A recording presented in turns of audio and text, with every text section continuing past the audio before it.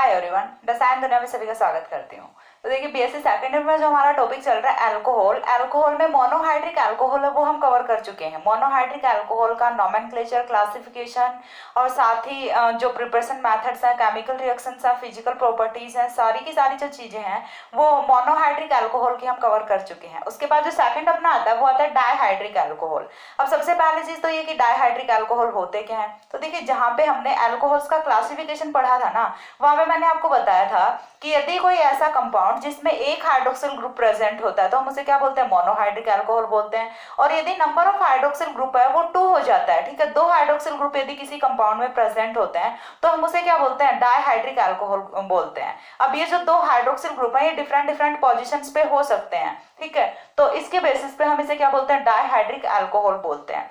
तो डेफिनेशन क्या होने वाली है डाईहाइड्रिक अल्कोहल्स की, the compound which containing 2 hydroxyl groups at different carbon atoms are known as dihydric alcohol, ठीक है, यानी कि कोई भी ऐसा कंपाउंड जिसमें 2 हाइड्रोक्सिल ग्रुप है वो प्रेजेंट होने वाले हैं लेकिन वो दोनों हाइड्रोक्सिल ग्रुप है वो डिफरेंट कार्बन एटम्स पे होने चाहिए, ठीक है, तो हम उन्हें क्या बोलेंगे, डाईहाइड्रिक अल्कोहल बोलेंगे। एग्जांपल्स देखिए मैंने आप यहाँ पे बहुत सारे एग्जांपल्स लिखे हुए हैं डाईहाइड्रिक अल्कोहल्स के, ठीक है, तो ये सभी क्या है, डाईहाइड्रिक अल्कोहल है। अब डाईहाइड्रिक अल्कोहल है, इनका हम करते हैं नोमेनक्लेचर। तो सबसे पहले तो आता है इनका जनरल नोमेनक्लेचर कि किस तरह से हमने डाईहाइड्रिक अल्कोहल्स को डिवाइड किया हुआ है, ठीक है। तो देखिए जब हमारे पास होता है कि जो हाइड्रोक्सिल ग्रुप है वो प्रेजेंट होते हैं एडसेंट कार्बन्स पे, यानी कि 1-2 पोजीशन पे यदि होता है अपना हाइड्रोक्सिल ग्रुप तो हम उसे क्या बोलते हैं, अल्फा ग्लाइकोल बोलते हैं, ठीक है। डाईहाइड्रिक अल्कोहल्स इन्हें ग्लाइकोल भी कहा जाता है। और जब दोनों के दोनों हाइड्रोक्सिल ग्रुप हैं वो प्रेजेंट होते हैं 1-2 पोजीशन पे,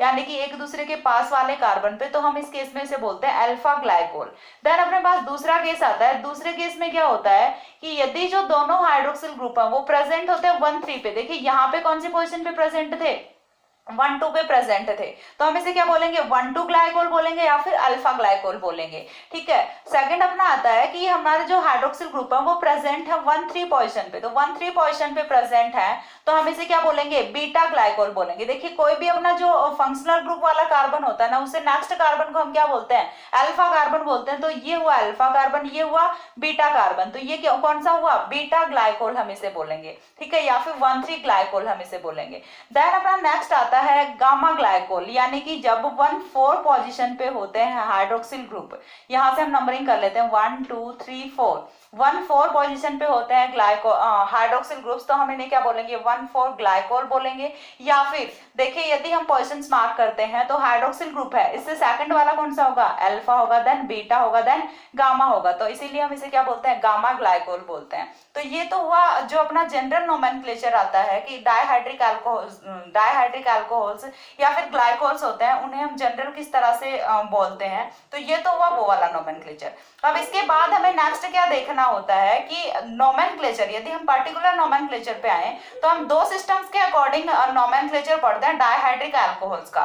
फर्स्ट अपना आता है कॉमन सिस्टम और सेकंड अपना आता है आईयूपीएसी सिस्टम। तो फर्स्ट है वो हम यहाँ पे लेते हैं कॉमन सिस्टम। तो कॉमन सिस्टम में देखिए यहाँ पे नोमेनक्लेचर है वो किस बेसिस पे होता है, जो अपने अल्फा ग्लाइकोल्स होते हैं इनका नोमेनक्लेचर है वो तो डिफरेंट मेथड से होता है, और जो अपने बीटा और गामा ग्लाइकोल्स होते हैं इनका जो नोमेनक्लेचर है वो डिफरेंट मेथड से होता है, ठीक है। तो यहाँ पे आपको क्या ध्यान रखना है कॉमन सिस्टम में कि अल्फा का नोमेनक्लेचर है वो डिफरेंट होता है और बीटा और गामा का नोमेनक्लेचर है वो डिफरेंट होता है, ठीक है। अब डिफरेंस कहाँ पे क्रिएट होता है वो चीज हमें देखनी है। तो देखिए डिफरेंस कहाँ पे आता है कि सबसे पहली चीज जो हमारे अल्फा ग्लाइकोल्स होता है ना, अल्फा ग्लाइकोल्स का जो नोमेनक्लेचर है वो हम किस बेसिस पे करेंगे, अल्फा ग्लाइकोल्स का नोमेनक्लेचर है वो हम करते हैं जिस एल्कीन के हाइड्रोक्सिलेशन से अल्फा ग्लाइकोल की फॉर्मेशन हुई है उसी एल्कीन के बेसिस पे हम यहाँ पे नोमेनक्लेचर करते हैं। अगेन बता रही हूँ हमें क्या करना है कि कोई भी हमने एल्कीन लिया हुआ है, एल्कीन का हम कराते हैं हाइड्रोक्सिलेशन जिससे ग्लाइकोल की फॉर्मेशन होती है, और उस एल्कीन का नाम क्या था, उसी के आगे हमें क्या लगा देना है, ग्लाइकोल लगा देना है, ठीक है। तो जो एल्कीन होती है उसी का जो नाम होता है उसके बेसिस पे हम यहाँ पे कॉमन सिस्टम में अल्फा ग्लाइकोल्स का नोमेनक्लेचर करते हैं, ठीक है। अब देखिए जो अपना सबसे फर्स्ट आता है कि CH2OH, तो ये फॉर्म किससे हुआ होगा, एल्कीन से। किससे फॉर्म हुआ होगा, एथीन से फॉर्म हुआ होगा या फिर एथिलीन से फॉर्म हुआ होगा, तो हम इसे क्या बोलेंगे, एथीन ग्लाइकोल बोलेंगे या फिर एथिलीन ग्लाइकोल बोलेंगे, एथिलीन ग्लाइकोल बोलेंगे। तो चीज क्लियर हुई। हम इसे एथिलीन ग्लाइकोल क्यों बोल रहे हैं, क्योंकि इसकी प्रिपरेशन है वो किससे हुई है, एथिलीन के हाइड्रोक्सिलेशन से हुई है, तो हम इसे क्या बोलेंगे, एथिलीन ग्लाइकोल बोलेंगे। नेक्स्ट अपना आता है, देखिए एक चीज आपको यहाँ पे देखनी है, एग्जाम्पल नंबर 1, 2 और 3 तीनों ही कौन से हैं, अल्फा ग्लाइकोल्स हैं। यहाँ पे भी देखिए पोजीशन नंबर 1 और 2 पे क्या है, ग्लाइकोल है। पोजीशन नंबर 1 और 2 पे क्या है, हाइड्रोक्सिल ग्रुप्स है। पोजीशन नंबर 1 और 2 पे क्या है, हाइड्रोक्सिल ग्रुप्स है। अब ये बना है एथिलीन से, तो हम इसे बोलेंगे एथिलीन ग्लाइकोल। यहाँ पे देखिए 3 कार्बन की चैन है, 3 कार्बन की चैन है, तो जिसमें से इसे मतलब यदि हम इस एल्कीन को लेते हैं तो वो कौन सी होगी, प्रोपीन होगी। और प्रोपीन का जब हमने कराया हाइड्रोक्सिलेशन तो वहां से फॉर्म हुआ अपना प्रोपिलीन ग्लाइकोल। ठीक है, तो ये क्या हुआ, अपना प्रोपिलीन ग्लाइकोल हुआ। नेक्स्ट हम चलते हैं, यहाँ पे अपनी 4 कार्बन की एल्कीन थी, और 4 कार्बन की एल्कीन कौन सी थी, अपनी ब्यूटीन थी या फिर ब्यूटिलीन थी, तो हम इसे क्या बोलेंगे, ब्यूटिलीन ग्लाइकोल। तो इस तरह से यहाँ पे जो एग्जांपल नंबर फर्स्ट, सेकंड और थर्ड है, ये किसके एग्जांपल है, अल्फा ग्लाइकोल्स के एग्जांपल है। और अल्फा ग्लाइकोल्स का नोमेनक्लेचर हमें किस बेसिस पे करना होता है, जिस एल्कीन के हाइड्रोक्सिलेशन से जो बना होता है अपना ग्लाइकोल, उसी एल्कीन के आगे हम क्या लगा देते हैं, ग्लाइकोल लगा देते हैं। तो ये तो हुआ कॉमन सिस्टम है नोमेनक्लेचर अल्फा ग्लाइकोल्स का। लेकिन बीटा और जो गामा होते हैं उनको हम क्या लिखते हैं, पॉलीमिथिलीन ग्लाइकोल लिखते हैं। ठीक है, बीटा और गामा को हम क्या लिखते हैं, पॉलीमिथिलीन ग्लाइकोल लिखते हैं। अब पॉलीमिथिलीन ग्लाइकोल में जितने यहाँ पे मेथिल ग्रुप प्रेजेंट होते हैं, जितने यहाँ पे मेथिलीन ग्रुप प्रेजेंट होते हैं, देखिए मैं इसे मेथिलीन क्यों बोल रही हूँ, अपना जो CH3 होता है उसे हम क्या लिखते हैं, मेथिल लिखते हैं। CH3 है वो मेथिल होता है, CH2 है उसे हम क्या लिखते हैं, मेथिलीन लिखते हैं। और जो CH ग्रुप होता है उसे हम मेथाइन लिखते हैं। ठीक है, CH3 को मेथिल लिखते हैं, CH2 को मेथिलीन लिखते हैं और CH को मेथाइन लिखते हैं। अब यहाँ पे क्या प्रेजेंट है, CH2 प्रेजेंट है, इसीलिए हम इसे क्या लिख रहे हैं, मेथिलीन लिख रहे हैं। ठीक है, तो यहाँ से क्या होगा, देखिए पॉलीमिथिलीन, जितने भी मिथिलीन प्रेजेंट है उनका नंबर हम यहाँ पे दे देंगे। तो यहाँ पे देखिए फर्स्ट वाले कंपाउंड में 1, 2, 3, यहाँ पे हमें ग्लाइकोल को नहीं देखना, ग्लाइकोल का तो हमें पता है 2 हाइड्रोक्सिल प्रेजेंट है, तभी हम इसे ग्लाइकोल बोल रहे हैं, तभी हम इसका नोमेनक्लेचर कर रहे हैं। हमें सिर्फ क्या देखना है कि कितने मेथिलीन यहाँ पे प्रेजेंट है, 3 मेथिलीन ग्रुप प्रेजेंट है, तो इसका जो नोमेनक्लेचर है वो क्या होगा, ट्राई मेथिलीन ग्लाइकोल। बात कर रहे हैं हम कॉमन सिस्टम की, तो ये क्या हुआ, ट्राई मेथिलीन ग्लाइकोल हुआ। सिमिलरली यहाँ पे देखिए मिथिलीन ग्रुप कितने हैं, 4 हैं, तो हम इसे क्या बोलेंगे, टेट्रा मेथिलीन ग्लाइकोल।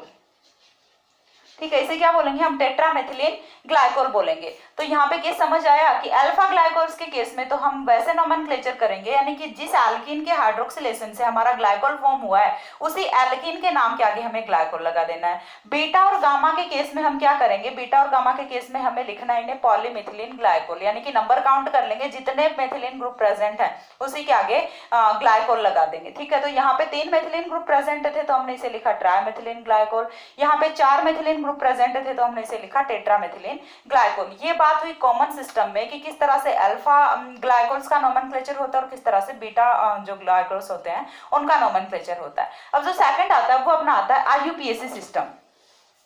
ठीक है, सेकंड सिस्टम आता है वो आता है IUPAC सिस्टम। इसी सिस्टम में नोमेनक्लेचर किस तरह से करते हैं, देखिए IUPAC सिस्टम में सबसे पहले हम जो बेसिक स्केलेटन होता है एल्केन का वो एल्केन लिखते हैं। एल्केन के बाद हम क्या लिखते हैं, जो भी पोजीशंस जहां पे प्रेजेंट है अपने हाइड्रोक्सिल ग्रुप। ठीक है, 1, 2 पे प्रेजेंट है, 1, 3 पे प्रेजेंट है या फिर 1, 4 पे प्रेजेंट है, हम जो भी पोजीशन जिन भी पोजीशंस पे प्रेजेंट होते हैं अपने हाइड्रोक्सिल ग्रुप वो पोजीशन लिखते हैं, देन डायोल लिखते हैं। ठीक है, तो IUPAC नोमेनक्लेचर में जो अपने डाइहाइड्रिक अल्कोहल्स होते हैं उन्हें क्या लिखते हैं, एल्केन डायोल लिखते हैं। ठीक है, क्या लिखेंगे इन्हें, एल्केन डायोल लिखेंगे।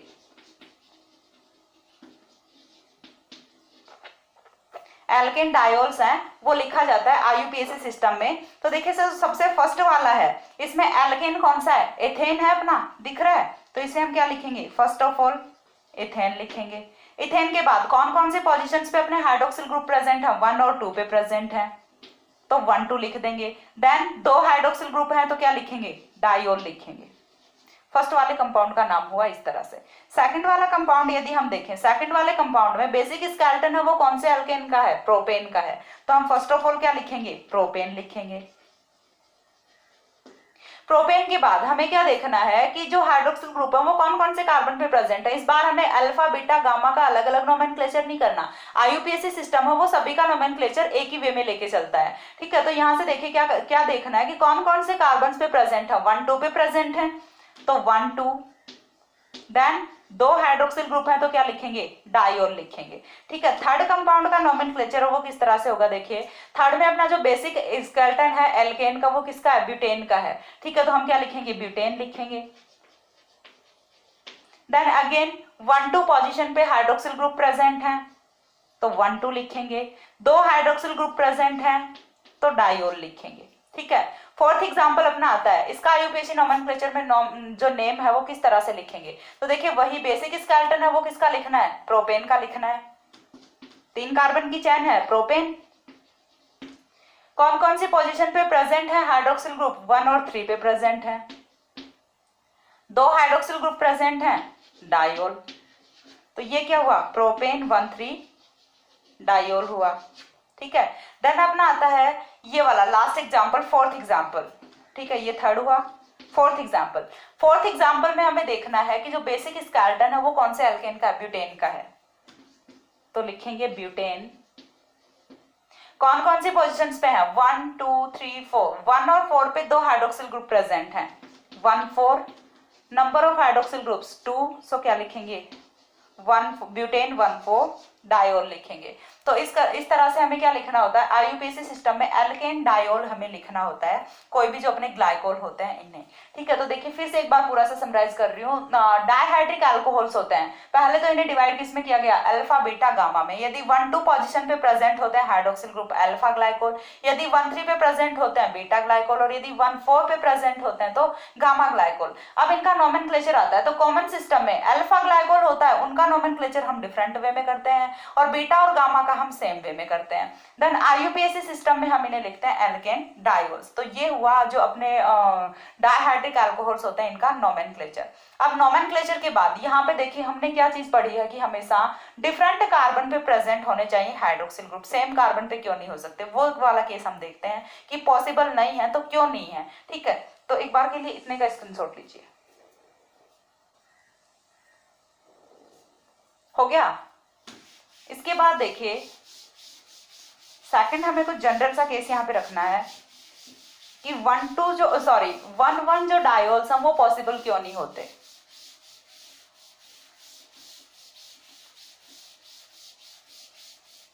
या फिर जिन्हें हम जैम डायोल्स भी बोल सकते हैं।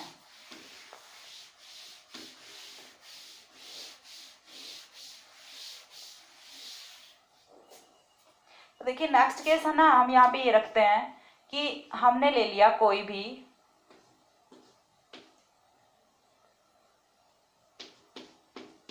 1 1 डायोल, ठीक है। सेम कार्बन पे हमने 2 हाइड्रोक्सिल ग्रुप है वो प्रेजेंट, 2 हाइड्रोक्सिल ग्रुप है वो लगा लिए, लेकिन ये वाले जो स्ट्रक्चर है ये मैं क्या बोल रही हूँ कि स्टेबल नहीं होती, ठीक है, नॉट स्टेबल। लेकिन स्टेबल नहीं है तो क्यों नहीं है, रीजन तो होना चाहिए ना कि ठीक है बोल दिया स्टेबल तो नहीं है, लेकिन रीजन दो, एक्यूरेट रीजन दो कि क्यों नहीं है स्टेबल। तो रीजन क्या होता है, देखिए कि एक ही कार्बन पे जब 2 हाइड्रोक्सिल ग्रुप प्रेजेंट होते हैं तो यहाँ से क्या होता है कि देखिए ये वाला जो हाइड्रोक्सिल है या फिर ये वाला हाइड्रोक्सिल है, कोई भी एक हाइड्रोक्सिल है वो क्या करेगा, यहाँ से अपने बॉन्ड के जो ऑक्सीजन और हाइड्रोजन के बीच के बॉन्ड के इलेक्ट्रॉन्स है ना इन्हें शिफ्ट करता है कार्बन और ऑक्सीजन के बीच में। और जैसे ही और कार्बन और ऑक्सीजन के बीच में डबल बॉन्ड की फॉर्मेशन होती है तो यहाँ से जाता है OH नेगेटिव बाहर, OH नेगेटिव जा रहा है, H पॉजिटिव जा रहा है, एक H2O का मॉलिक्यूल यहाँ से एलिमिनेट कर जाता है, और H2O का मॉलिक्यूल एलिमिनेट करने के बाद यहाँ से कार्बोनिल कंपाउंड की फॉर्मेशन होती है, ठीक है। फॉर्मेशन किसकी होती है, कार्बोनिल कंपाउंड की फॉर्मेशन होती है।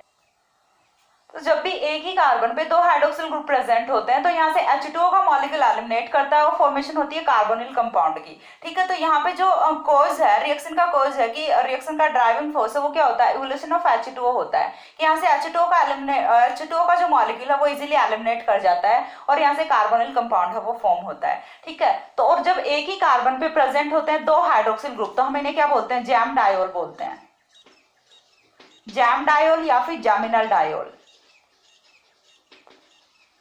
ठीक है। एक ही कार्बन पे यदि दो सेम ग्रुप प्रेजेंट होते हैं तो हम उन्हें जैम बोलते हैं, और यदि दोनों हाइड्रोक्सिल ग्रुप है तो हम उन्हें क्या बोलेंगे, जैम डायोल बोलेंगे। लेकिन जैम डायोल है वो कभी स्टेबल नहीं होता, और रीजन क्या होता है, रीजन ये होता है कि ये H2O का मॉलिक्यूल एलिमिनेट करके और कार्बोनिल कंपाउंड में कन्वर्ट कर जाता है, जो कि एक स्टेबल प्रोडक्ट होता है। तो यहाँ से एक चीज आपको और हमेशा ध्यान में रखनी है, कभी भी किसी, चाहे आप कोई भी चैप्टर ले लेना, कहीं पे भी ऑर्गेनिक केमिस्ट्री में आपको एक कार्बन पे दो हाइड्रोक्सिल ग्रुप वो प्रेजेंट नहीं मिलेंगे। क्यों नहीं मिलेंगे, क्योंकि वो स्टेबल ही नहीं होता, वहां से फास्टली रिएक्ट होता है और माइनस H2O का मॉलिक्यूल होने से वो कन्वर्ट हो जाता है कार्बोनिल कंपाउंड में। तो jam diol is not stable, ये चीज आपको अच्छे से नोट कर लेनी है। कोई एक्सेप्शन नहीं है इसका कि कहीं पे तो मिल ही जाए कि एक कार्बन पे दो हाइड्रोक्सिल ग्रुप मिल जाए, तो कहीं नहीं मिलेंगे आपको, चाहे आप कहीं पे भी देख लेना पूरी ऑर्गेनिक केमिस्ट्री में। ठीक है। और रीजन क्या होता है, क्योंकि ये स्टेबल नहीं होते, माइनस H2O का मॉलिक्यूल होता है और ये कन्वर्ट हो जाते हैं कार्बोनिल ग्रुप में। तो ये हुआ अपना थोड़ा सा जनरल सा इंट्रोडक्शन डाइहाइड्रिक अल्कोहल्स के बारे में। इसके बाद जो नेक्स्ट टॉपिक है वो हम करेंगे preparation methods of dihydric alcohols. Then हमारा वही रूटीन में चलेगा, preparation methods, chemical reactions, physical properties वगैरह। सो तब तक के लिए see ya, have a good day, thanks for watching.